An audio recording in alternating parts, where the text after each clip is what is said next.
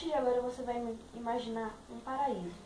Qualquer paraíso que você quiser, você vai imaginar. E você andando nesse lugar onde você imaginou, você vai encontrar a sua cama. Você vai se deitar.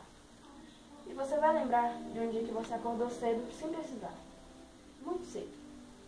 E você não consegue dormir. Aí você vai pra sala. Chega nessa sala, a sala está pintada da sua cor favorita. E nessa sala tem um quadro branco. E você acha um pincel e escreve seu nome todinho nele. Renata Gonçalves de Oliveira Faria. Escreveu? Esse quadro branco. E esse quadro, seu nome foi apagado dele. Sumiu seu nome, você não lembra mais do seu nome. 3, 2, 1, olhos abertos. Lembra o seu nome? Renata.